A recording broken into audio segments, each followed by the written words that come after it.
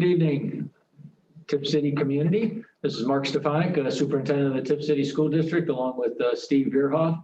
I believe you can see on your screen all of our guests from the Montgomery County Educational Service Center and SchoolsPLP. Tonight we are holding a SchoolsPLP Information Center to assist our parents with learning more about the online option that the Tip City Schools will be using for the 2020-2021 school year. And without further ado, I will hand it over to the Montgomery County ESC representatives to present their overview of SchoolsPLP.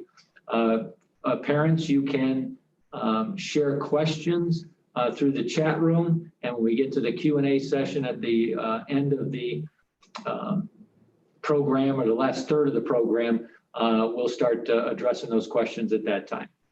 Montgomery County ESC, it's all yours. Good evening, Tippecanoe. My name is Amy Anyanu, and I'm the Assistant Superintendent at Montgomery County Educational Service Center. And we are glad that we're able to come to you tonight via YouTube, and we're hopeful that we're able to answer the questions that you may have regarding SchoolsPLP and what this option provides for students. Last spring, at the end of May, we started working with other educational service centers around the state of Ohio to review multiple different curriculums and online full remote options. And so through that process, we were able to share some of those options with various districts that we've been working with and other ESCs have been working with. And largely in our region, in our area, and actually in quite a few regions, as George might be able to elaborate on a little bit later, SchoolsPLP rose to the top as one of the highest contenders of options for students for this coming year for online full remote options. And so we'd like to just talk to you a little bit tonight about just an overview of what SchoolsPLP is like, the details of how the instruction works, and then what that student experience looks like. And so this time, Stacy Anderson Cook, who is our point person at Montgomery County ESC, and Candace Sears, our Director of Instructional Services, will walk you through those pieces. And then we also have George with us as well. So Stacy will introduce him. All right, I'm gonna go ahead and share my screen so you have a little visual while we're going through this. Excuse me.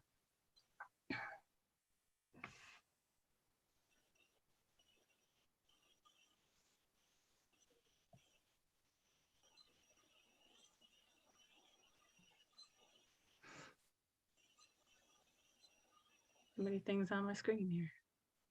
There we go.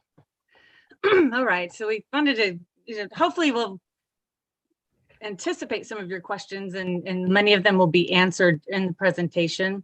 But of course, you'll have lots of opportunity at the end to have your questions answered as well. So as Amy said, we walked ourselves through a lot of other programs just to get an idea of what was on the market today. And we kind of settled on SchoolsPLP because of so many aspects of the program that we did not see in the other programs. So who is SchoolsPLP? Just so a little bit of background, they've taught thousands of students in the past. They use the state-of-the-art curriculum. They have a really robust learning management system. I don't have the fastest Wi-Fi, and it's like lightning fast, and I've never been locked out or anything like that. It's never bogged down. They have experienced classroom educators. So obviously they offer both. They have educators that can teach your students with SchoolsPLP curriculum, and they also offer to some districts for their staff to have their own teachers use the curriculum. But they have over 200 employees, and it's growing. And I want to say just a shout out to them. I've had questions all day long, all week long, all summer long, and I get answers to questions within minutes most of the time. So once in a while, I wait an hour, if I ask a question very late at night. So we feel, their employees understand the need to use technology, digital curriculum to satisfy the passion and really for the needs for today's learners and families. And just so you know, we empathize with you. We understand how you're feeling you know, this is all new. It's all scary, right? The whole COVID thing seems scary. So we hope our work can ease your mind a little bit and let you kind of just relax a little. I think it's the best option on the market. So little history of SchoolsPLP. You know, they've been around since 1998, and they originally provided digital curriculum to schools, and then they operated different charter schools in the Arizona state. And then they developed the LMS, the Learning Management System Connector. And by 2017, they acquired 2 curriculum publishers. And then in 2018, they rebranded to the current SchoolsPLP model that your kids will be engaged in today. Okay. Excuse me.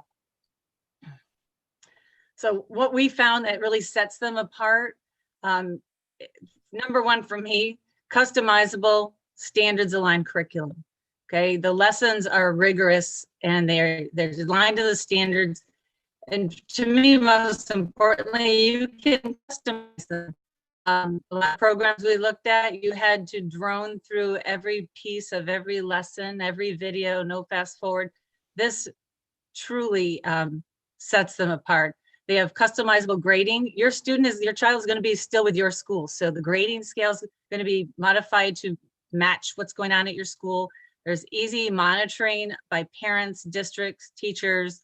You know, you're not alone out there, even though it might feel that way. I feel a little closer because I can really get close to faces, even though I'm here. So it's not so bad on my part, but district control of all student services. I know lots of questions. I've been getting a lot of questions about this one. Your district is responsible for all student services, bottom line. So the curriculum is there. Someone at your building is going to be monitoring your students' work, making those accommodations, whether it's IEP, WEP, gifted. There's another one on the tip of my tongue. All student services, your district's going to make the adjustments to make sure those needs are met to follow 504s. That's the other one. Whatever the needs are of your students. EL services, they would have to do the accommodations.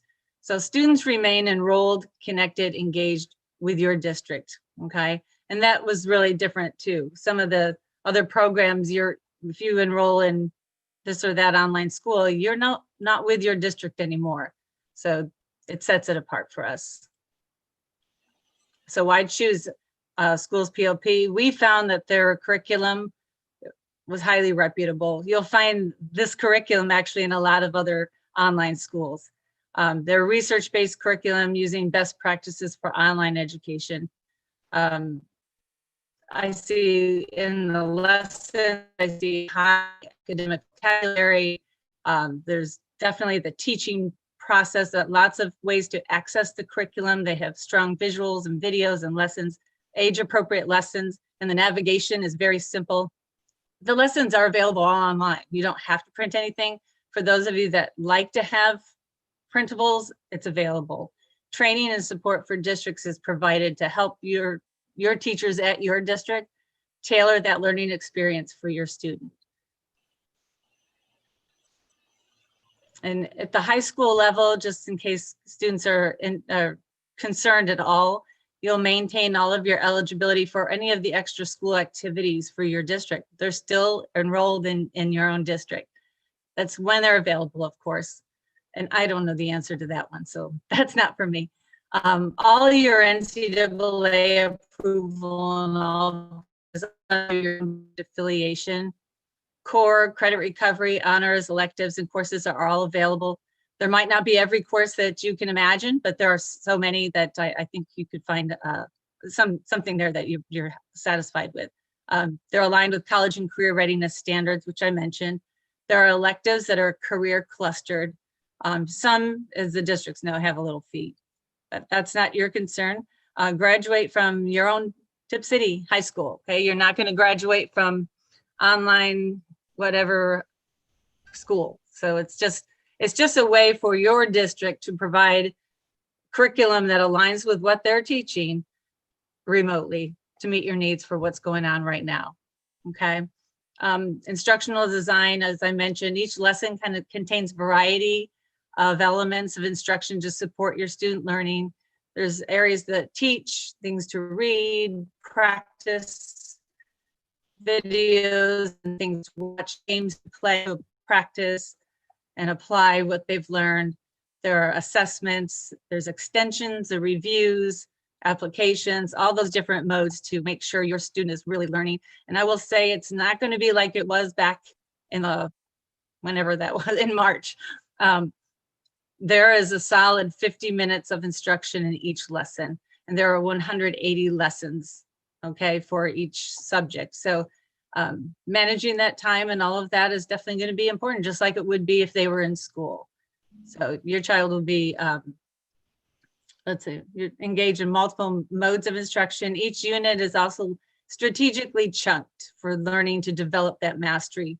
And I'll talk about that when we get in the experience a little bit, but there's a flexible pacing to meet the needs of all learners too.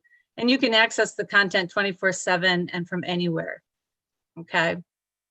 In fact, it runs on just about every element, any browser, any device, iPads, phones, computers. I like keyboards, but not everybody does. The navigation in the LMS, it's really designed for the learner and the educator in mind. It's extremely intuitive, easy to navigate. So if you're worried about that, you are going to get orientation, but it's pretty user-friendly. The platform runs smoothly in any browser. I mentioned that. And they have these built-in helplines, like right on the side of your home screen, there's a helpline that you can ask for help, and you can always reach out to your district. One thing I did want to mention here, teacher instruction details, there's a site coordinator at your district. That name and that number is going to be right on your homepage of your student's screen so that you can reach out to them at any time. They're the one, and if you have a need for in-person access, they're the person you'll contact. Okay, sometimes we might need to schedule an assessment or an IEP or an OLPA or something. So they're the ones that you would reach out to at your district. And they'll provide student and parent contact information with the school's PLP teachers. Each student, in addition to having an instructor, will have a mentor. And the mentor really follows that model of monitoring pace, progress, and proficiency. They really want to make sure that they're working, doing the work, staying engaged enough and progressing along and developing or mastering those skills, okay? So that's their responsibility on a daily basis. One of them, they check that students are passing tests with fewer than 3 attempts. And I want to mention that because I said mastery teaching, and their lessons model that. Our schools should be modeling that. If your student doesn't do well in an assessment, they get additional instruction and they try again. And this allows for that, but the monitor wants to make sure they're not just randomly guessing and they're not taking more than 3 attempts for each pass. So the monitor or mentor acts as an advocate, the cheerleader for your student, actively engages in your student's progress, encourages and makes contact with the teacher of record and the student on a daily basis. They facilitate calls regularly with parents to communicate that pace, progress, and proficiency, even though you'll have access to that as well. And they'll also document students and parent contact, and they'll take ownership of the student's online experience. And the instructor is a certified instructor, teacher of record. Most of them have worked in regular brick and mortar schools. They have office hours that are available. They submit all the graded assignments. They provide feedback and additional instruction via phone or email. They're responsible for issuing the student's final grades as well. Okay, so they'll communicate a lot with your mentor too. And just so you know, as I mentioned, anyone enrolled in SchoolsPLP will also get an orientation. It'll be on video too, so if you need to review how to get into your account or how to submit an assignment, it'll all be there. But we'll walk you through all of that when school starts. So students will have support to learn the content provided by the quality curriculum providers. I mentioned the help tab already.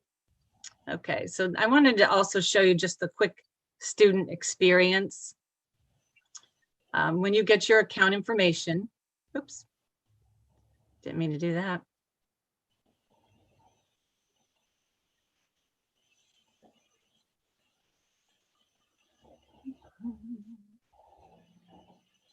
I'll have to open it, yeah. Let me just log in.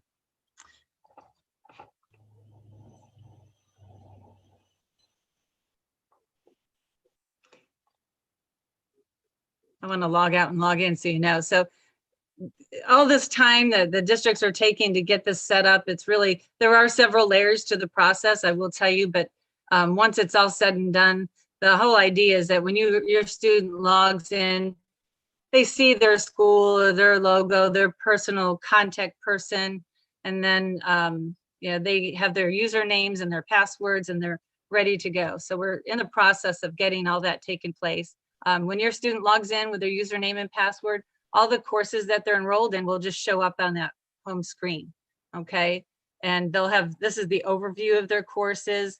There are these graphs are right here. It tells you their grade, talk about the pace, proficiency, and progress. All of that information is right here. You know, what are my grades? Am I being proficient? Am I on track?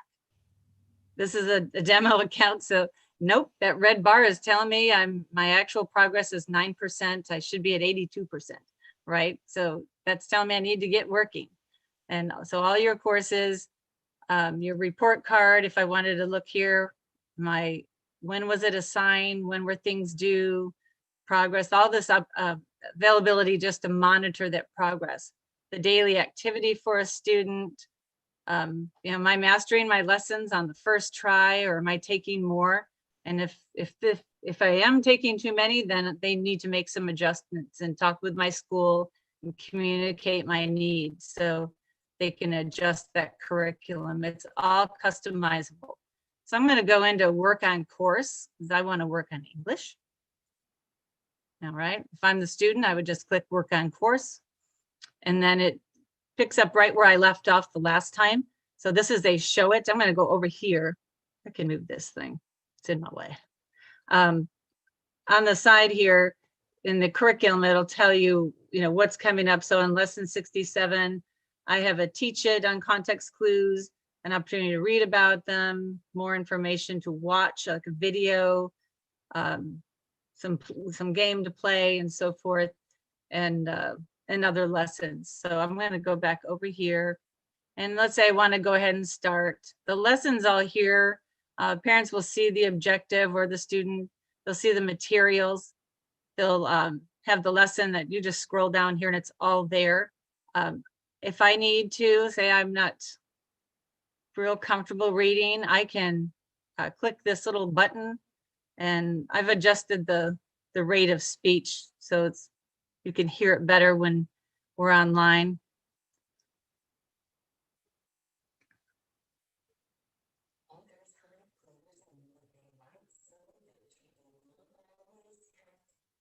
Okay, could you hear that at all? I noticed their video doesn't play well on Zooms and things, but you can have it read to you. You can have it translated. There are like 50 different languages. If I wasn't sure what the word authors meant, there appears, and then it shows it right here in Spanish, and it tells me different languages. So in different languages, there's about 50 different languages. I can also, if I don't know the meaning of a word, I can also do that. So again, lots of supports built in. I can highlight and do lots of different things to make sure the student can understand the content. But here are some nice strong vocabulary words for using context clues. I can download and read the story right on the computer, or you can print it from home. It's up to you. If you like to highlight yourself and not just highlight on the computer, the options are there, okay? And then to just show you down here, the show-its are not graded, but obviously the teacher can change that and make it an graded assignment. But if you want to submit something, you like what you did, you can submit it here, okay? Assessments can be uploaded, and there's directions on how to do that too. I show you. So they have teach, read, show. There's answer keys. You can check the work when you do show it. Sometimes that might be hidden if the kid has the tendency to look at that first, but it's there to help support the student gain that mastery, okay, and practice it and such. I wanted to, what was the other one more thing? I wanted to show you the parent login, because parents can monitor too. So if I come back up here, hold on.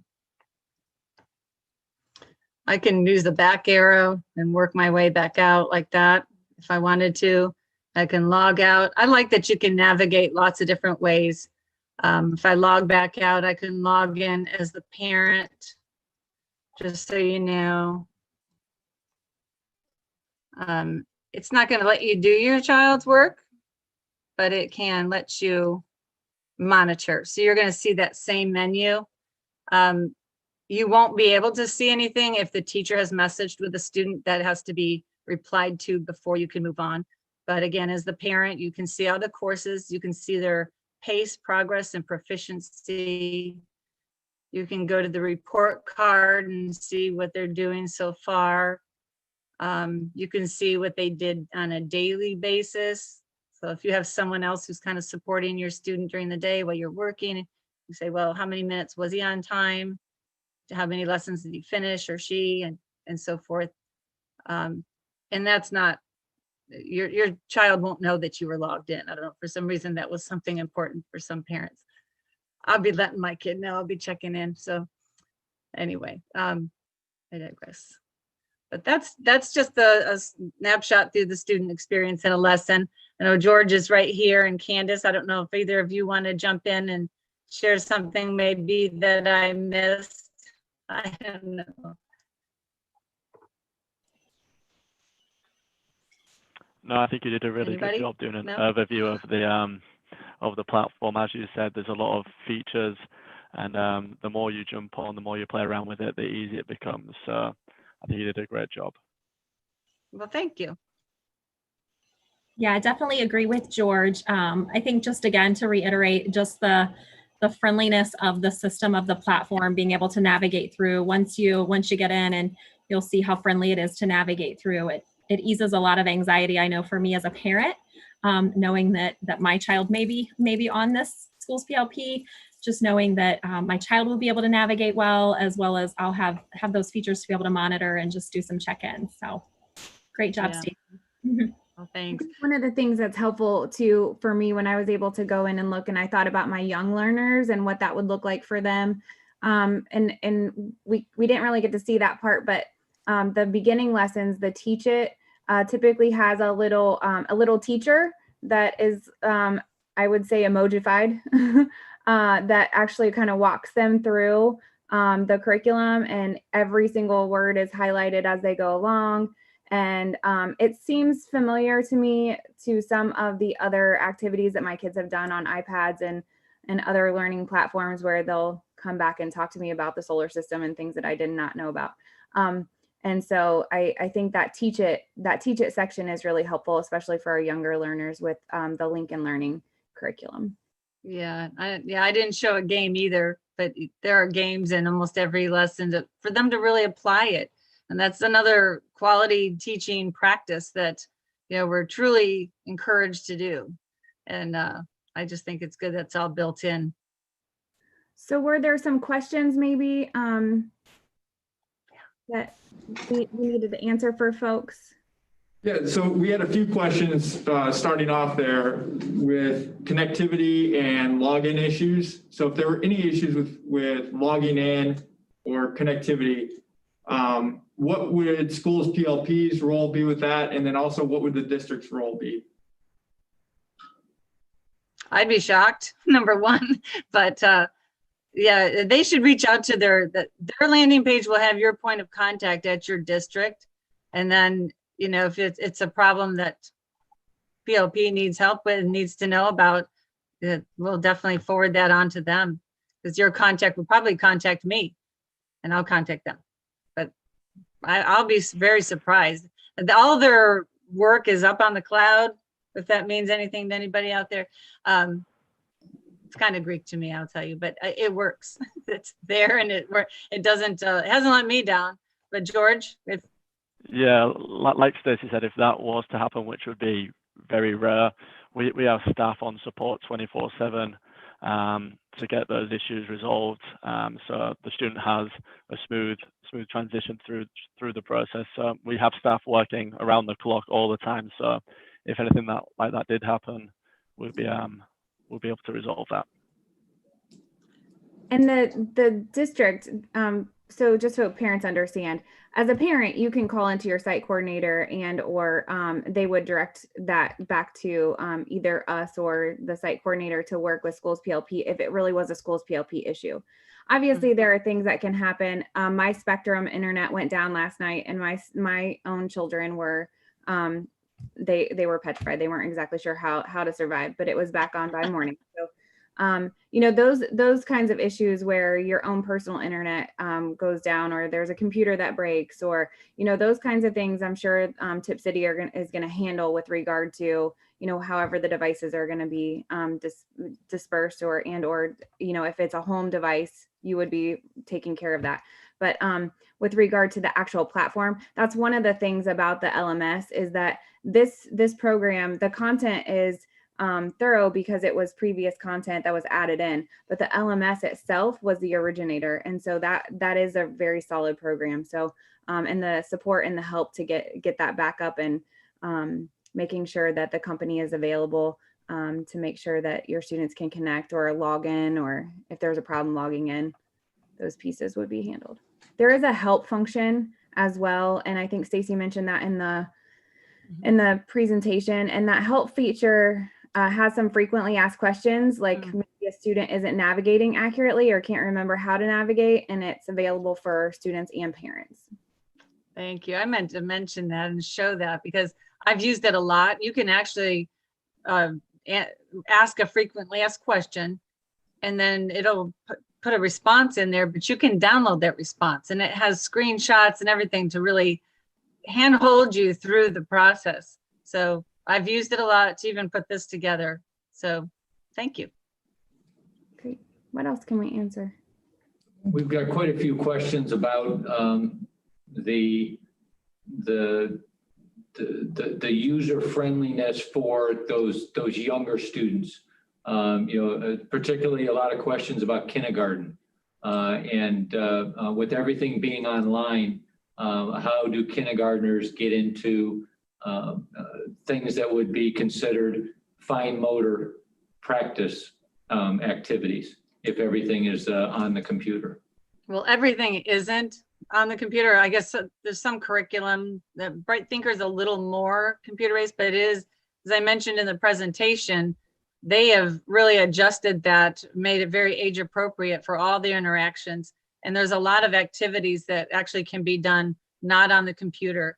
Like the practice that I showed, the work can be done on a piece of paper. You can write it on a whiteboard. You can do that work anywhere. And it doesn't even need to be submitted, but it can be for the show-its. But they have to have their work to check it. So if they write it on a whiteboard, they write it on a paper towel, it doesn't really matter. It's just they're doing it offline. The vocabulary was just listed online. So they would have those words and they would write their definition over here. Okay. Yeah, then there's a lot of hands-on activities. A lot of the Lincoln Learning has curriculum resources, parent and teacher guides that offer a lot of extensions and activities for hands-on activities as well. So with those activities, we got a lot of questions too about printed materials. Is there a workbook that parents could get, or are they responsible for printing those materials at home, or is that the district's responsibility to print those? Well, I'd say I don't know if Amy wants to answer that, but I think that's a Tip City decision with how you want to proceed with that.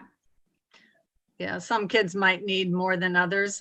It's all there. I mean, a lot of kids actually like the bright colored screen for their stories rather than printing all of that.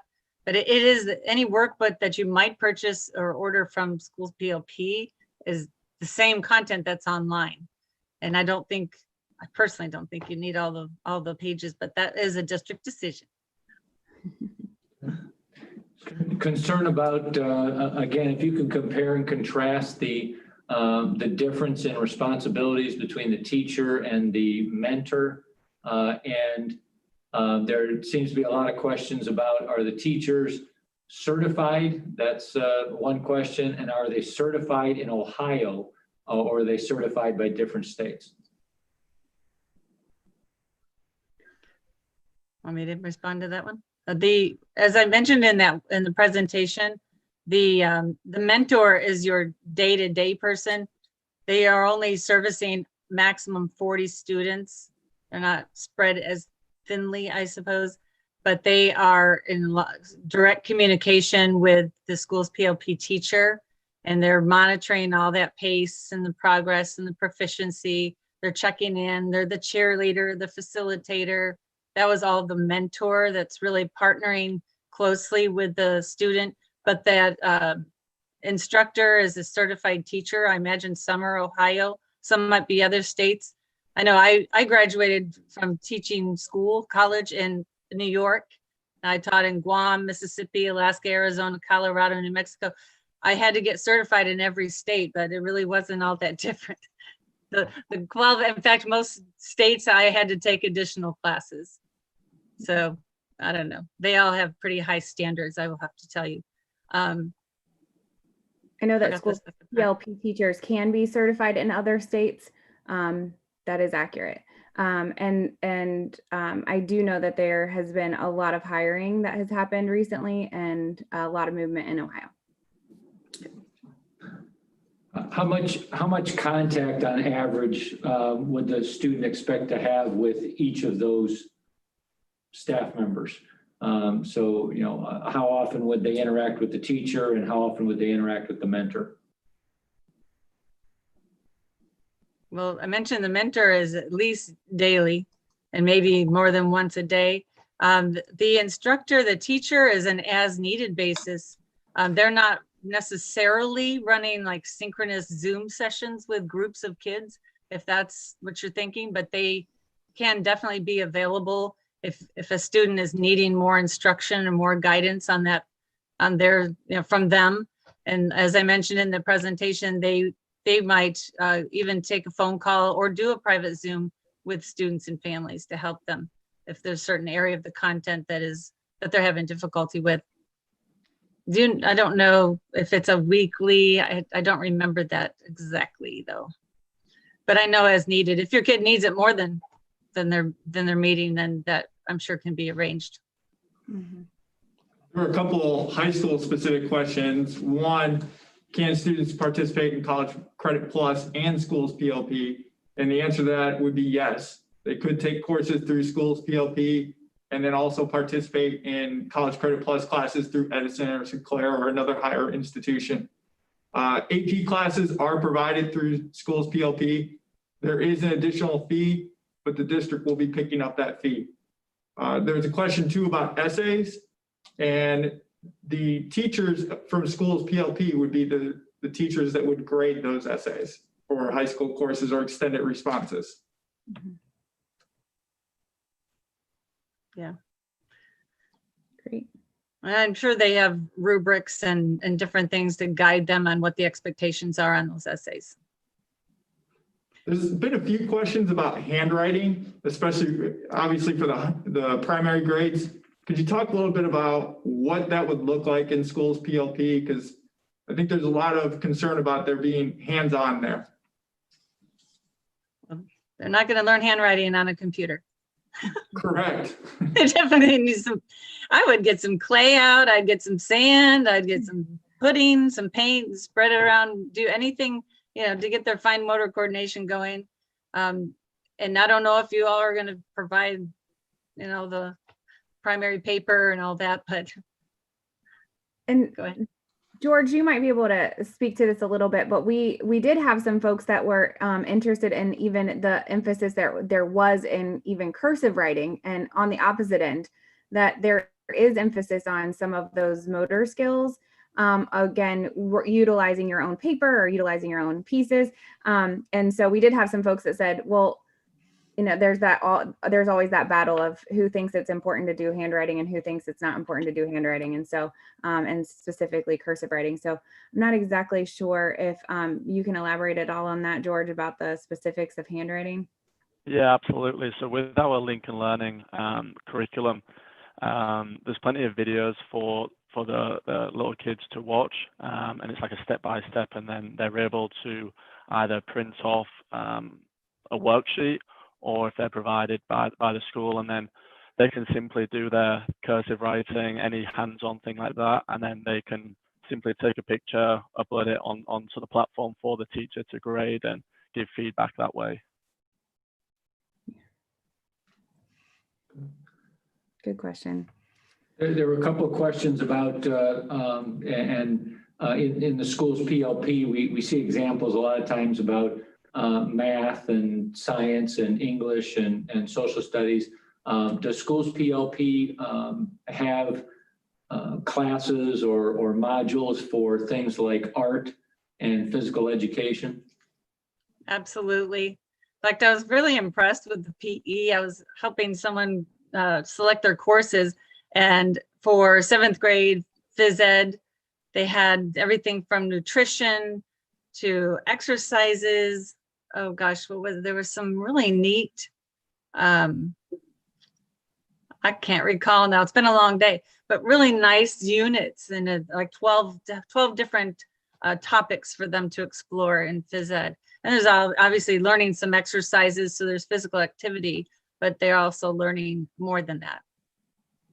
But there's art, music, PE, absolutely. There are probably more courses than you're willing to offer, because it should align with what you offer at your district. How many, how big of an operation is Schools PLP? How many schools use Schools PLP? And I guess we can say how many are in, out of the Miami and Montgomery County ESCs. Do you know how many are committing to signing up? And/or is there a rough number on how many are involved with Schools PLP nationwide? I'm going to let George answer some of this question, but first, just to kind of prep that question, it should be noted that this is definitely unprecedented times. And so every single remote learning provider is growing like crazy right now. Schools PLP specifically has been is being utilized by the state of Alabama. They have grown in Arizona and California, and in Ohio, in multiple regions through the Remote Learning Alliance that I shared with you about, that has been working on helping districts get connected. There have been quite a few districts throughout the state of Ohio that are also coming on board.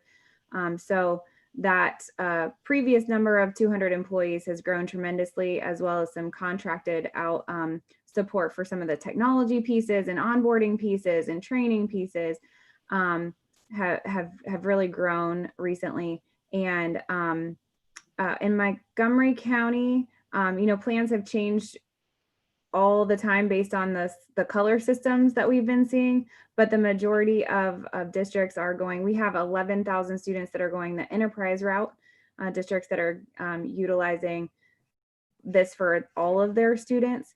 And then we have, Candace, do you know the number? We have 11 districts in Montgomery County going this route currently, and 8 Miami County. And then we've got a little bit in Dark. But we have Butler. We're not necessarily working with them in Butler, but Hamilton County has several in the Columbus area as well. George, did you want to elaborate on any of that? Just to touch on what you've just said, before this pandemic hit, this platform was very popular in the Ohio region, and it just goes to show like how well structured the content is for other schools to be taking this on in these times. So, like you said, the whole state of Alabama is using Schools PLP. We're in California, Arizona, Ohio, so we're nationwide. So, if that Yeah, helps. George, that's a really good point too. There were districts in Ohio that were utilizing this before. Brookville actually used this before pandemic times. We actually, in part of our research for background checking, we reached out to several districts that utilized PLP before as just kind of references to see how it went for them and what the platform was like and what their student experience was like. And so we did get quite a few of those responses back as well. Good point. There's a couple questions here about what a student's required login time is, what a parent's role is in all of this. Could you just talk a little bit about what a typical day could look like for a student and a parent?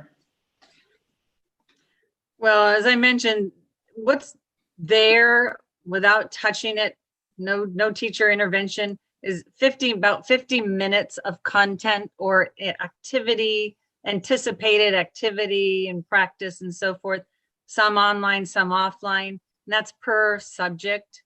So depending on the age of the student, and of course you want to communicate with the teacher if it seems overwhelming. If anything, there's more than enough to satisfy, I think, even the most insatiable learner. So it's as I said, it's customizable, but they lost my train of thought. I shouldn't have looked at myself in the screen. Oh, I think one of the other things is that fact that the interaction between the mentors, the teachers, and the students is also, I think Stacy showed that capture of that interaction happens on the platform. And so that a parent can log in and see that at any time. The parent can kind of like monitor what's happening there and adjust accordingly. If the parent wants to sit with the student and reach out to a mentor and make sure that there's a teacher that's connected with them, they can do that and they can monitor all of that interaction. thank you for jumping in. I did remember one thing, I finished that thought, is I would suggest that they do chunk some of that out. They don't have to do the entire 50-minute block at one time either. And I would recommend that they didn't. If you do the read it and the watch it, maybe they're going to take a little break or do a little practice and then break. Don't go back into all of those pieces. Were you going to jump in, George? I don't know who else, somebody else said something too. I think I was just going to say it's self-paced. Would that be a fair assessment that you don't have to be on a computer from 9 to 3, that you can step away from it from time to time, pick it up on the weekends or in the evenings or at any point, 24/7. Absolutely. What about larger projects? Are there larger projects built within the curriculum, essays, reports, presentations? So specifically in Bright Thinker, and George, you might want to talk about this. There are some more projects, presentations, and there is not necessarily a requirement to work with other students because that can't necessarily be guaranteed. Some folks have been utilizing that in-house if they have groups of students that they're working with, but I don't know if George wants to elaborate on that. Yeah, that's completely true. Also with like the science classes and things of that nature, there are experiments which the students can do from home depending on the equipment available, if the schools can provide that equipment to the students. So we try to replicate it as much as we can as they would be in the classroom. But again, being online, it's going to be slightly different. We had a couple of questions and we had a couple of these emails in the past as well. The question, and I'll just ask the question so the online group knows, but it's an answer that'll come from Tip City. There's a question about whether all the Tip City students that sign up for the online program, will they be grouped together in some way, or will they have any ability to interact as like the online school from Tip City? And the response to that is no. The program is very independent and individual. I reported to one parent that if we get do a survey and we get permission from parents to share that their child is involved in the school's PLP program. And other parents are saying that, yes, they're willing for their information to be shared. We can put all those parents that agree to let their information be released. We can put that information out there to all the ones that gave permission. And then those parents can determine whether or not they want to, do some grouping of students for, common lesson time or common work time. But that's all going to be coordinated by the district.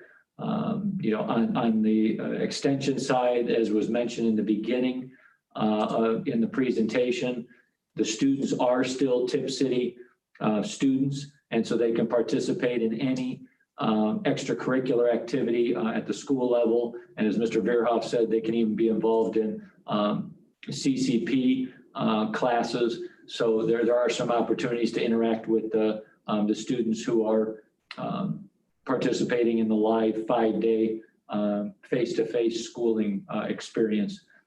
But as far as there being classes of students grouped together in schools PLP, that's not the way the program is designed. Yeah. Couple things about curriculum.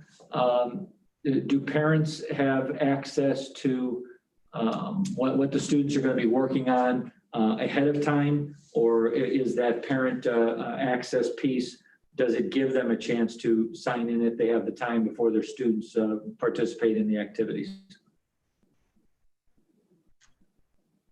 I don't think they have access to the content unless they're logged in as the student. And if they do log in as a student, they could look at it. Yeah. And I don't know how much they're going to hide. I mean, the entire year curriculum is there when you first log in. So the school's PLP teacher might decide, that it's too much for the kid to see and may just show the 1 unit or 2 units. But yeah, if they log in as their student, they'll be able to see.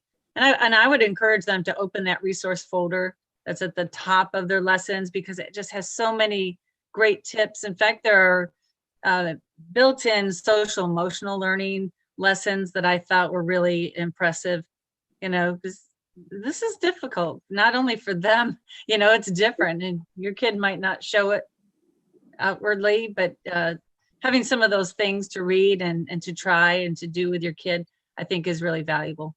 And Stacey, you bring up a really good point. Those extension guides for parents are really helpful, and it's not a 1-page document. It is an extensive overview of what the curriculum is and what is going to happen inside that course. Now, parents are not going to be able to see what the questions are in a certain section by looking at that. But I don't know, Stacey and George, you know better than me, but it's like 200 pages worth of. I was going to say 300. Yeah. Descriptions of what each course is. So you can get a really good understanding of what that is inside that parent extension guide. And that's depending on, go ahead. That's probably the best way to get to understand what your student is. It's intended for parent facing, so you understand, and it explains it very clearly. Yeah. Good question. Anything else? It looks like we're starting to get some repeat questions in the chat room, or similar to ones that have been asked already, and so we can put the answers back out there. One that I'll reiterate. There's still a lot of questions about whether hard copy workbooks and/or extension guides will be provided. To reiterate, this is an online program. And so all the information is provided in the online format. For certain student activities, parents can contact the central office, the school's point of contact, and we can discuss how we can assist with paper needs and activity, hard copy needs. But when we're talking about parent extension guides that are 200 or 300 pages, we cannot provide hard copies of that type of magnitude for everyone that's involved in the school's PLP process. Student activities, yes. Online informational pieces, we ask the parents to access that information through the online format and not through hard copy. There's a question about extra classes, and then there was a question earlier about students who maybe transition back to brick and mortar school. Extra classes would not be available. I use the example quite a bit of there are multiple foreign languages that are offered through SchoolsPLP. Maybe Mandarin is one of those. We don't offer Mandarin at Tippecanoe High School, so that would not be an option for Tippecanoe High School students through SchoolsPLP. Because the curriculum is customizable, we can look at that curriculum and make sure that it mirrors the curriculum that we're teaching in terms of pace and scope and sequence, so that when students do transition back to brick and mortar, because we hope that that's eventually the goal once the pandemic ends, they will make that transition a little less seamless or a little more seamless than they would if they went to another provider or a charter that wouldn't be aligned with the school district.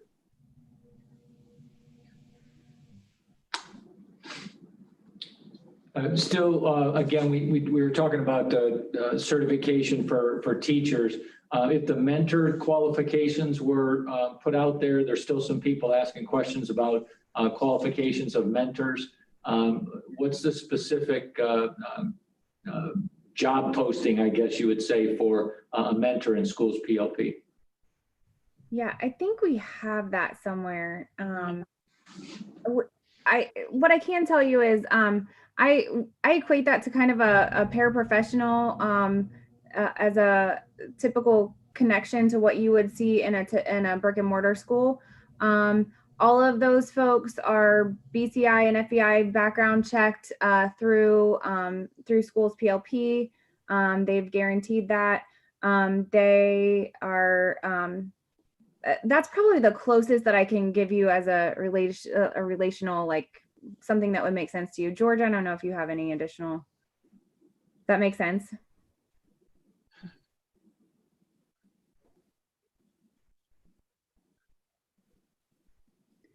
I don't have the job description other than what we just shared with you earlier about like what their responsibility is with kids as being their cheerleader, their coach, making sure they check in. There's a certain amount of time that they're supposed to be with their students. They only have 40 students assigned to them. They won't have more than 40 students assigned to them to work with, to be that coach and mentor with. So that's another aspect of how they can reach out to kids in a day. You know, how that's the max they can reach out to. Okay. Another good question here about scheduling. The courses are not selected by the student. What we will do is when we find out who is going to be enrolling in SchoolsPLP, our school counselors will look at the course selections that students made in the spring, and then we will enroll students in those courses in SchoolsPLP. So your school counselors will still play a role in the scheduling process.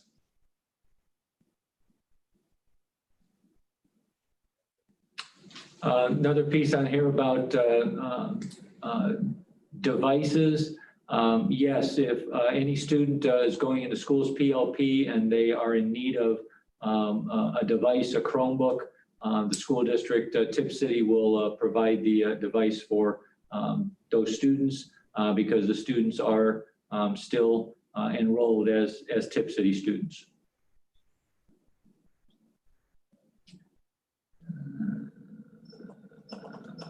Again, there was another thing about placement. Yes, counselors and previous teachers know students that are at the advanced levels or at the intervention levels.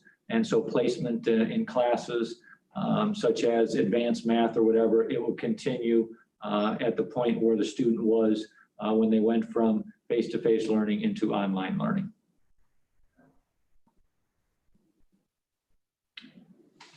Great.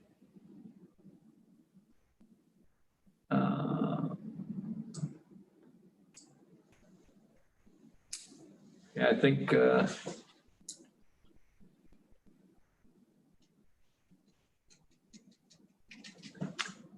was one question that just popped up, and there was another one that happened earlier. How much time, if people have some information on this, are parents involved in this whole process? There's a teacher and a mentor that's provided by SchoolsPLP. Tip City is going to have at least one point of contact, if not several, depending on the number of students that enroll. So that'll be an extra level of support for the students in the program. If those pieces are there, how much is typical that parents would have to undertake at home? That's a good question. And Stacey, I'll let you elaborate on that a little bit. But the thing that I have noticed is that it's very student dependent. You know, my personal 10-year-old needed very, very little interaction over the last spring time. But I know that that's not typical of all 10-year-olds, right? And when he was a 9-year-old, I would have had to sit right next to him. So I think it just depends on what the student's age level is, what the student's specific, you know, your child the best. But there are, you know, high school kids should be able to do this independently completely. Middle school kids should be able to do this completely independently. 5th and 6th graders should be able to do this independently completely. When you have a student that might have some special needs, it's going to look a little bit differently. So that again is a little student specific, and obviously a kindergartner is going to need a lot more handholding. It's just the reality of trying to put kindergartners on online programming. Speaking of kindergartners, there's a question here about how would you enroll your kindergarten into this program? Because the survey that we have on our website asks for a student ID. If you're a kindergarten student, if you just want to put 000 in there as a number, that'll still get you into the survey and complete the survey, and then we'll have that registration and we'll be able to get you enrolled. You talked about earlier on that this system very rarely slows down and almost never crashes. And so students will be able to remain connected to the program. But then later on, you talked about the online companies actually really starting to grow because of the health situation we're in the middle of. Is SchoolsPLP ready to handle the increased use of its program, and is the bandwidth able to handle the additional usage? Do you want to take that, George? Yeah, I'll do my best to answer this one. I'm not really a tech guy as such, but as far as I'm aware, SchoolsPLP across the board has boost server spaces. So we are absolutely ready for the influx of schools, students that are going to be on the platform. So that's not going to be the issue whatsoever. I can assure you that. Yeah, and Sheldon mentioned everything's on the cloud. Just keep picturing absolutely, yeah. It's all there. So, it's all there, yeah. They don't have to have all these little machines working in a room anymore like they used to. You have your big closed doors, glass windows that heated up and maxed out. We had some pretty inspectory people. I don't know, just that's not a good word, but just very thorough investigations of the background and asked very technical questions about the servers and the upgrades that were happening early on. And I will tell you that the president of the company had assurances about that and was completely willing to write those assurances into the contract for all of these school districts. So, okay. All right. Couple that I'll answer and give you guys a chance to catch your breath. We got, again, another question. Are specials, art, music, and say incorporated in the curriculum? The answer before was yes. A question about, do the parents have to take on any additional fees? Absolutely not. It's very similar to CCP, where students are allowed to take college courses and the district covers the cost for that. If there are any additional costs for AP classes, that will be invoiced to the district. There are a couple other questions about school district decisions. Right now, the Tip City Schools is not planning to go completely remote at the beginning of the year. With that being said, we have almost 3 weeks left before we start our school year. And so we're going to be monitoring the health situation in our area. But at the present time, we are not considering going remote and have all our teachers providing the remote activities. If something would occur early on in the school year, and again, SchoolsPLP, you don't have to worry about this question because we understand the contract commitment once we sign it for licenses. But for parents, if there's an early in the year change and parents request early on to go to the Tip City remote plan rather than the SchoolsPLP plan, we will consider allowing folks to make that transition early on in the year. As we get into the first quarter significantly, then we're going to ask parents to stay with that commitment for at least the first semester. There was I had an email today, and I can't remember if it was repeated in the questions, whether the parents, if they came out of SchoolsPLP, would have to pick up the cost of the license in order to get back into the Tip City Schools.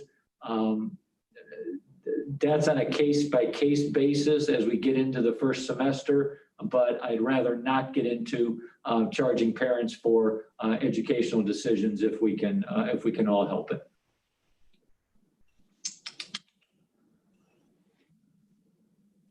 Attendance and assignments are tracked within the program. So in terms of pacing, there would be suggested due dates. And then when you would log in, you would see whether you were on pace or behind. That was something that was shown earlier in the demo. If you didn't get a chance to see that, there is a demo link on our website where you would be able to see that as well. And for parents, you can see the report about how your students are doing. And I think I can't remember if it was on the report card tab or just on that parent tab where it said far behind the expected pacing for this class. So there is some feedback about whether your child is progressing according to expected timelines or whether they're way ahead or way behind. Yeah, and I would reach out to the mentor and your site coordinator if you're having trouble with that and get some guidance. Might just be changing the schedule a bit, or how you break and chunk up those pieces of work. So keep that communication going. We've got a question about gifted services, and I'll roll into that. Services for special education as well. Those services are still based in Tip City. And so if the students are in the PLP program, they will get additional services for gifted and or special education from the Tip City School District. I'm going to do the band or choir. That came up a couple times. So if a student is enrolled in band or choir, they could still participate in those as extracurricular activities. We would have to have conversations about whether or not the student would be permitted or want to come in and participate in the class portion of that. That would be a conversation we would need to have with the parents and also the band and choir directors.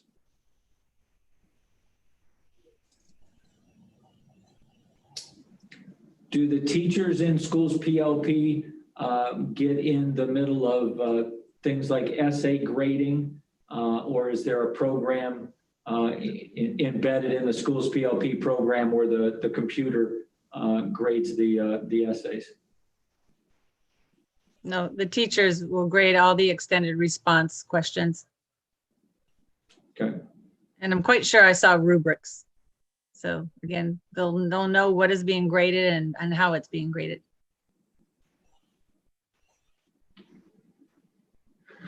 All right, we're down to the end of our list, and we're actually at 5 after 7. Our thanks to the folks from the Montgomery County ESC and George from SchoolsPLP. We appreciate you taking the time to provide information to the Tip City parents so they can make informed decisions about the type of learning platform they would like for their children. For the Tip City community, we're going to go back through the questions and we're going to write out the answers to the questions, and we're going to add the questions to the FAQ. There are many questions here, and so some of the answers may not show up in the FAQ until the weekend or possibly Monday of next week, but we'll get those answers out as quickly as possible. Thanks again for everyone's participation tonight. And for parents, if you have other questions, please use info@Tip City to send in your questions. The address for the questions is coming up on the chat room right now. Please continue to send those this way and we'll get answers out to you as quickly as possible. Thanks again all. This ends our SchoolsPLP Community Forum for tonight. Have a good night.